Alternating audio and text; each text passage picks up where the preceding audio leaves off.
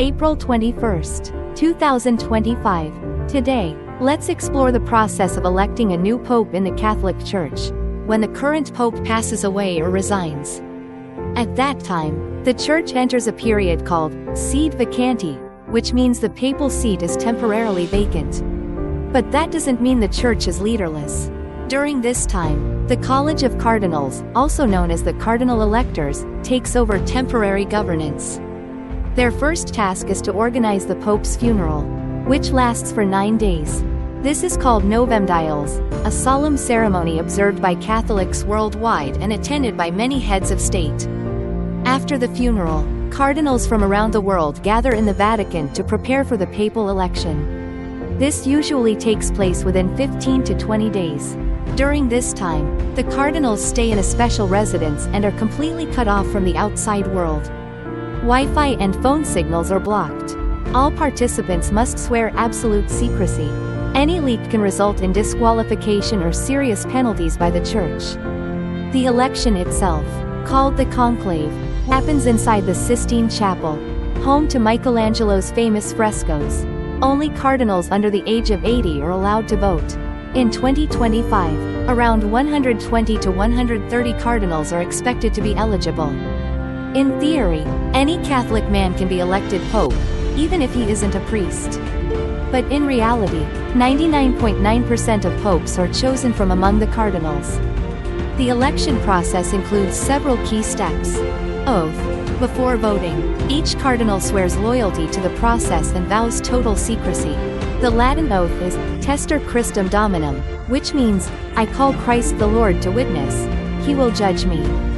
Voting. Each cardinal writes a name on a ballot, folds it, and drops it into a box. The voting is anonymous, with up to 4 rounds per day, 2 in the morning, 2 in the afternoon. If no one is chosen, voting pauses every 2 days for a day of prayer before continuing. Counting.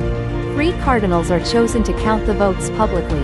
A candidate must receive at least 2/3 of the votes to be elected pope. If no one meets this threshold, the voting continues, burning ballots. After each round, all ballots are burned.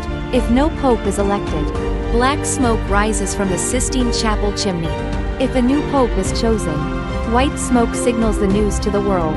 The conclave usually lasts 2 to 5 days, though it can be as short as 1. The longest papal election in history occurred in 1271 and lasted nearly 3 years. Since then, new rules were made to avoid delays.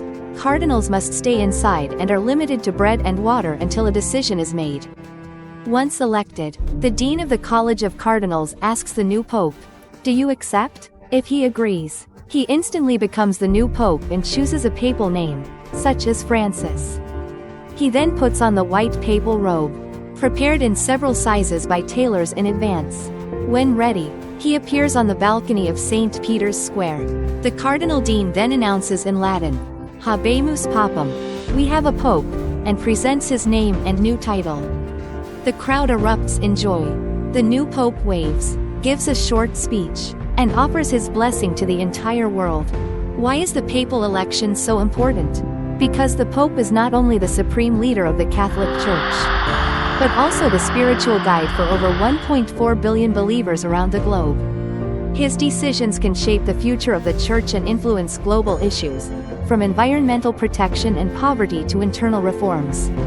Will the new pope follow in his predecessor's footsteps, or chart a new course? The answer lies in the outcome of the conclave.